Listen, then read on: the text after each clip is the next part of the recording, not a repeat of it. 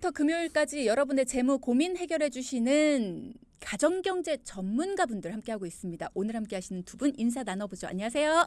안녕하세요. 네. 냉철하게 상황을 분석하는 분쟁 해결사 이현진입니다. 네.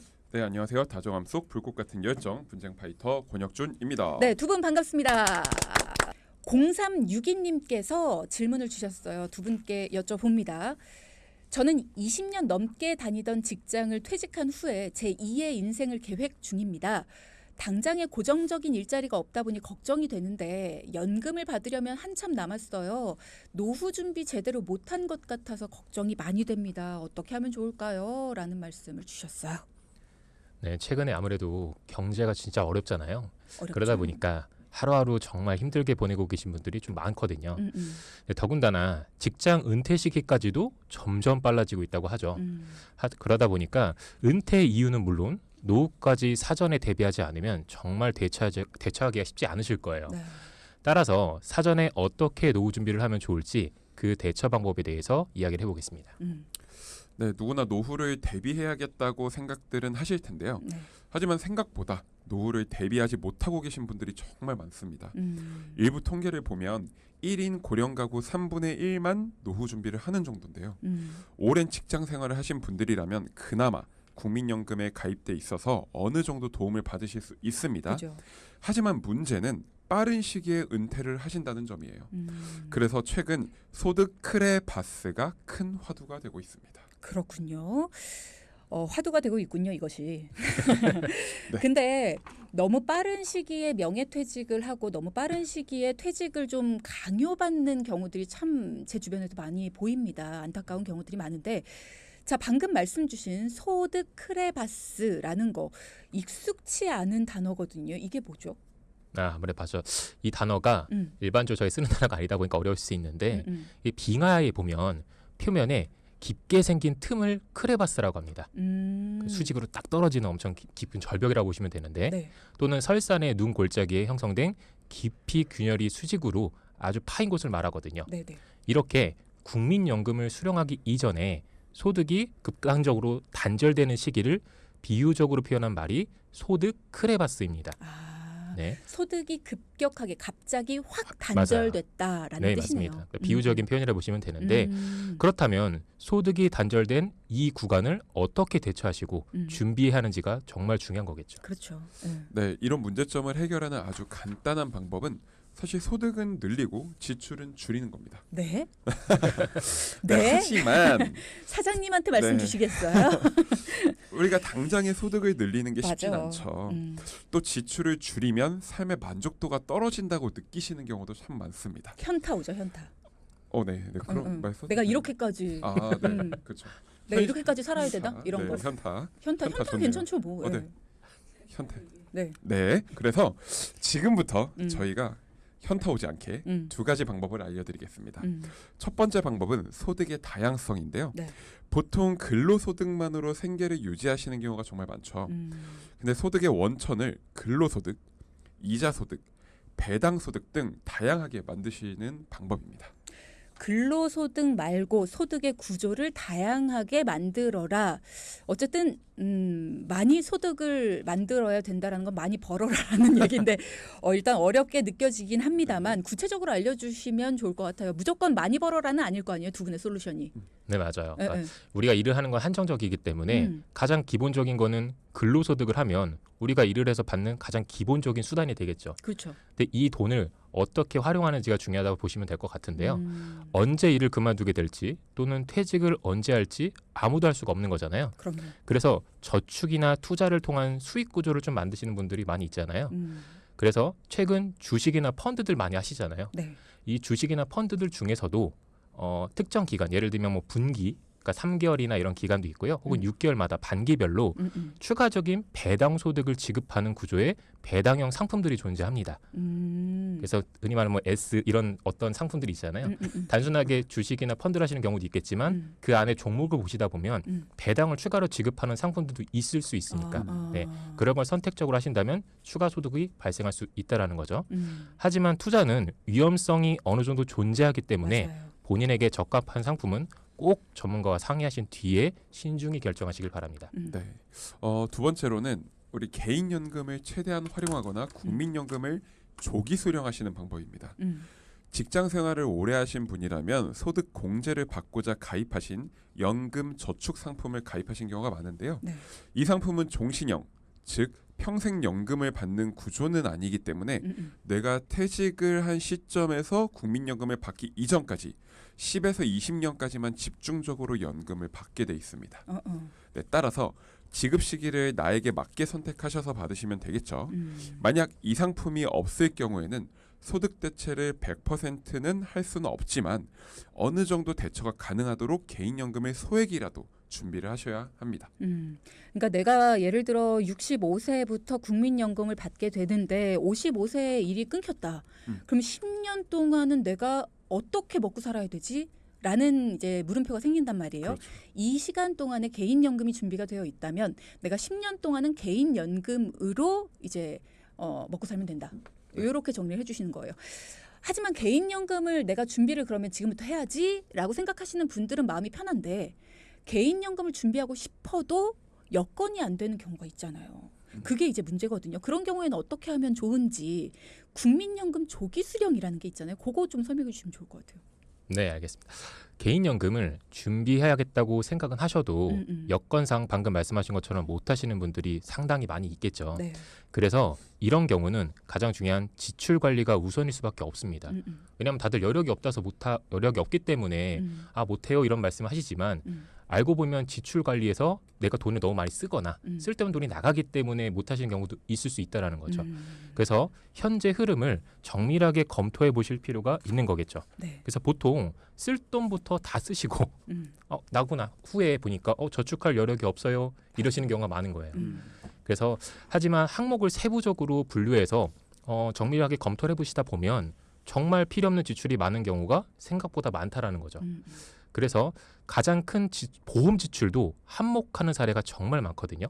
이런 것들을 꼼꼼히 따지고 조정을 해보신다면 생각보다 큰 여유 자산이 생기시는 경우가 많습니다. 네.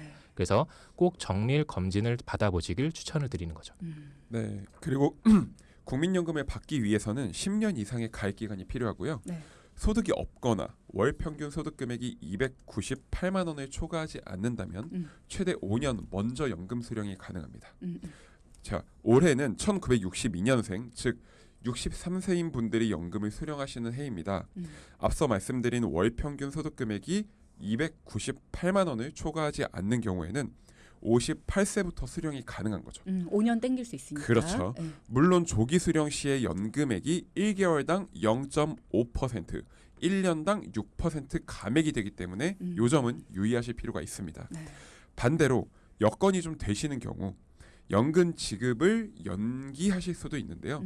이 경우 반대로 1년에 7.2%, 5년 연기 시 36% 연금액을 더 받으실 수 있으니까 상황에 맞는 연금 기간을 설정하셔서 지급받으시길 바랍니다.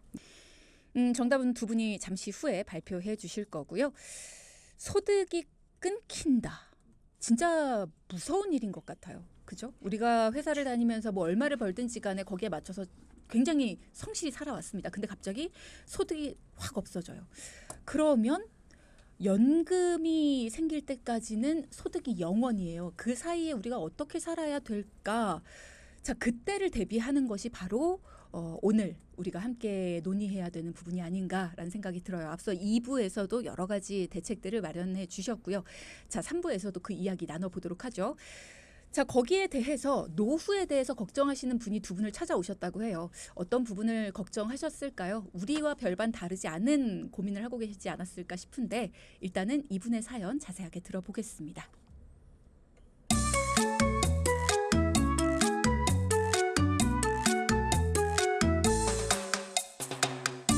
안녕하세요. 저는 50대 은퇴자입니다. 사실 은퇴자라기보다는 한 30년간 운영하던 음식점을요 넘기고 이제는 좀 휴식을 취하려고 계획 중에 있습니다. 다행히 모아놓은 자산도 조금 있고요. 부동산도 조금 있습니다. 그러나 안정적인 노후를 꿈꾸기에는 목돈도 부동산도 넉넉지 않아 조금 불안한 것이 사실인데요. 제가 가지고 있는 또 보험들도 단골 손님들이 부탁한 걸로 그냥 몇 개 가입한 것들이 전부입니다. 이제 100세 시대 하는데 앞으로 50년은 더 살아가야 할 것 같은데 제 노후 행복하고 그리고 걱정 없이 살아갈 수 있을까요? 진짜 이 생각 참 많이 하게 되는 것 같아요. 100세 시대라고는 하는데 그럼 은퇴도 한 80세에 시켜야 되는 거 아니에요? 아니 그렇지 않아요? 100세 시대예요. 평균 수명이 그렇게 늘어나면 기대 수명이 늘어나면 80세까지는 일하게 해줘야지. 근데 일할 수 있는 건 진짜 50세, 55세 뭐 이렇게 되니까 반을 어떻게 버티지? 그러면 아예 진짜 반을 버틸 수 있게 월급을 주든가 요. 우리 사장님 듣고 오실까봐 그러거든가요 사장님. 이런 생각들을 많이들 하실 거고 고민도 많이 하실 겁니다. 그렇기 때문에 우리가 노후에 대한 고민을 안 하고 살 수가 없는 건데 자 이분도 마찬가지입니다. 음식점을 하시다가 이제 모아놓은 자산으로 앞으로의 노후를 좀 계획을 해보자. 근데 그러려니까 참 걱정이 많다라는 사연을 보내주셨어요. 만나 뵙고 오셨는데 이분의 상황 좀 자세하게 들어볼까요, 권혁준 전문가님? 네, 정말 20대부터 치열하게 한 자리에서 오랫동안 음식점을 운영하신 분이셨어요. 네. 동네에서는 꽤 유명해서 장사도 잘 되는 곳이었지만 이제는 사연자분께서 너무 지치셨다고 합니다. 앞으로는 취미생활도 하면서 본인을 위한 삶을 살고 싶다고 하셨거든요. 사연자분은 50대 후반의 싱글남이셨는데요.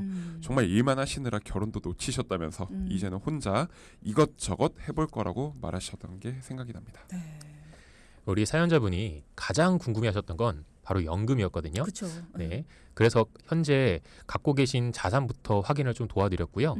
우선 현금으로 약 3억 원 정도 보유 중이셨어요. 그냥 현금 자산으로? 네. 그리고 부동산으로는 대학가 근처에 건물이 하나 있어서 월세로 300만 원 정도를 받고 계셨는데요. 야 진짜 열심히 치열하게 네, 사셨다. 열심히 사신 거죠. 물론 관리비 등이 빠지면 약 200만 원 정도의 순수익이 발생한다고는 하셨습니다.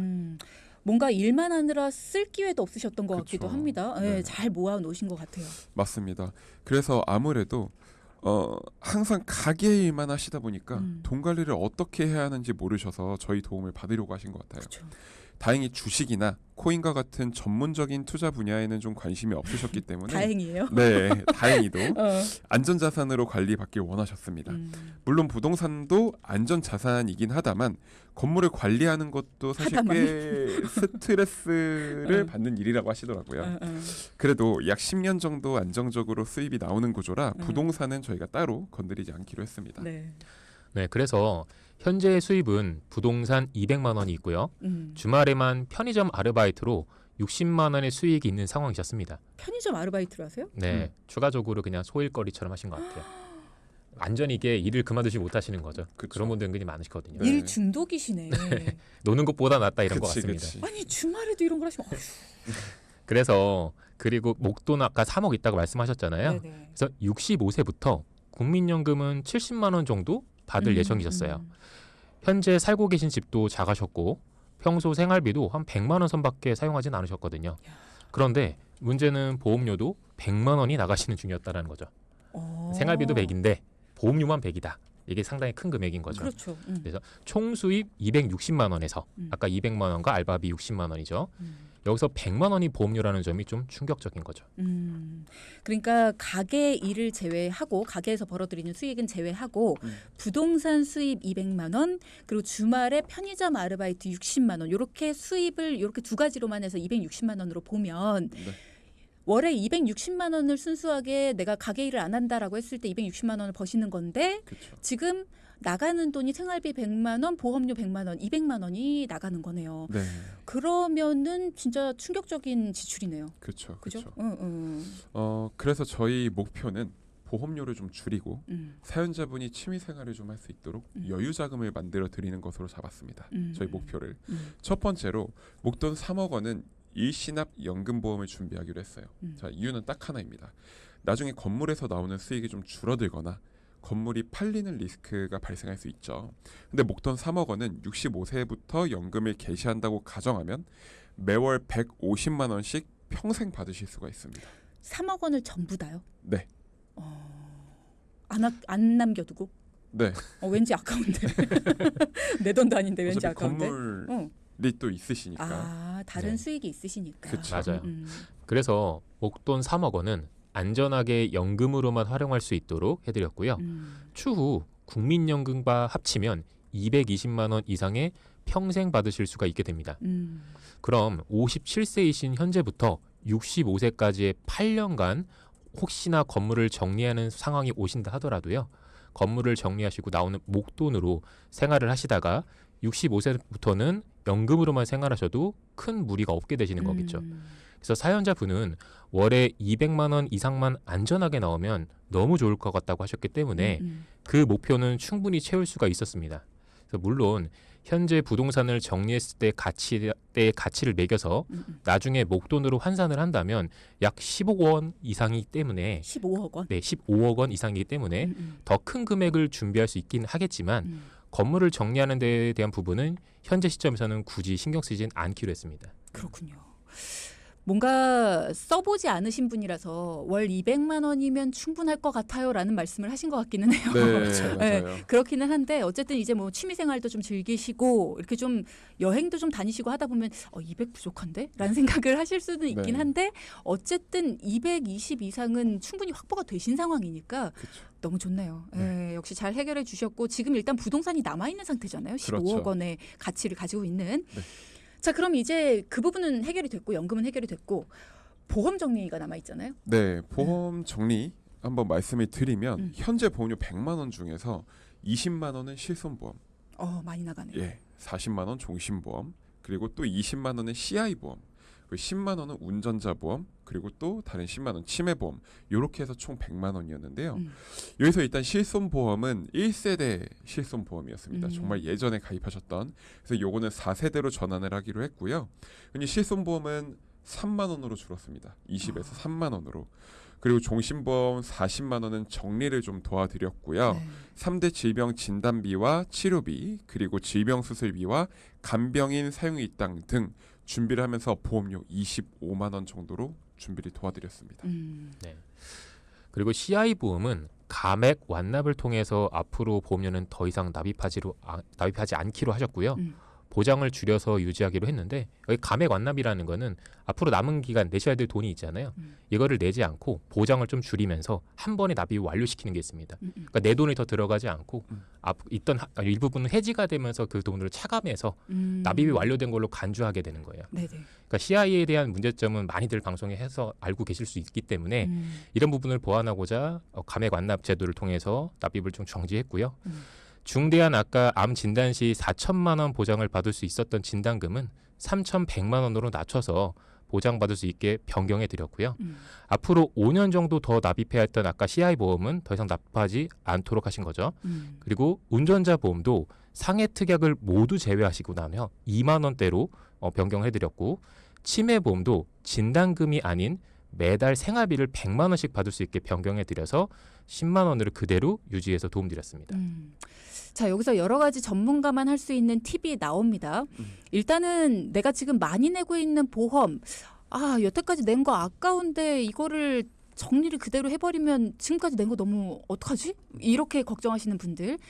그냥 정리하고 해지하는 게 아니라 감액 완납이라는 전문가의 팁, 전문가의 솔루션, 이런 전문가의 방법을 통해서 지금까지 낸 돈 아깝지 않게 정리정돈 해주셨어요. 뭔가 받을 수 있는 돈은 살짝 줄였지만 어쨌든 해지 환급금도 받았으니까요. 그렇게 해서 나머지 돈을 안 낼 수 있게 만든 거예요. 그렇게 정리정돈을 해드렸고요. 그리고 운전자 보험도 10만 원 내던 걸 2만 원으로 줄였습니다. 그러니까 내가 여기서도 구멍이 있었다는 얘기예요. 구멍을 찾아주신 거고요. 치매보험 같은 경우에도 내가 나중에 치매 걸릴까 봐 걱정돼 우리 가족력 있어 하시는 분들 치매보험 많이들 가입을 하셨는데 어떤 종류의 치매보험을 내가 가지고 있는지도 한번 확인해 보셔야 됩니다. 진단금으로 가지고 계신 분들은 내가 경증부터 진단받았을 때 받을 수 있는 건지 아니면 중증부터 받을 수 있는 건지 요거 한번 확인해 보셔야 되고요. 중증 치매는 진단받기 상당히 어렵다는 것도 꼭 알고 계셔야 됩니다. 그렇기 때문에 이런 것들 생활비로 100만 원씩 받을 수 있게 변경되는 거 요것도 한번 확인해 보시는 것도 필요할 것 같고요. 여러 가지 전문가의 솔루션을 적용해서 보험료 100만 원 내시던 분 어떻게 줄여드렸습니까? 네, 그래서 기존 100만 원에서 총 이제 40만 원으로 보험료 변경 도와드렸습니다. 60만 원의 구멍을 찾아드렸네요. 그렇죠. 기존에 없었던 뇌혈관 진단금과 심혈관 진단금, 그리고 수술비, 치료비, 간병인 사용 일당 등을 더 보강해 드렸는데도 보험료가 절반 이상 줄일 수 있었습니다. 네. 그래서 사연자분께서 현재 기준 260만 원의 소득에서 보험료로 40만 원씩 나가면 매달 220만 원이 남게 되겠죠. 그렇죠. 그래서 각종 공과금을 제외하시더라도 기존 생활비보다 더 활용할 수 있게 됐다고 하셔서 너무 좋아하셨고요. 심지어 연금에 대한 걱정도 많이 줄으신 거죠. 특히나 혹시 무슨 일이 발생해서 건물을 정리하더라도 큰 걱정이 없게 됐다면서 너무 좋아하셨습니다. 네. 오늘의 포인트 짚어보겠습니다. 첫째. 노후 준비는 나중에 하시는 게 아니라 바로 지금입니다. 둘째. 노후 준비는 본인의 상황에 맞춰 잘 준비하셔야 합니다. 그 속에 보험에 대한 준비도 필수입니다. 네. 자, 오늘도 이현진 전문가, 권혁준 전문가와 함께 우리의 노후가 좀 더 따뜻해질 수 있는 방법을 알아봤습니다. 두 분 오늘도 수고하셨습니다. 감사합니다. 감사합니다. 네. 방송 중에 상담해 드리는 내용은요, 청취자 여러분의 올바른 투자 판단을 위해 참고로 드리는 말씀입니다. 금융상품 가입이나 해지 같은 판단은 스스로의 책임으로 결정하셔야 한다는 점 꼭 기억하시기 바랍니다.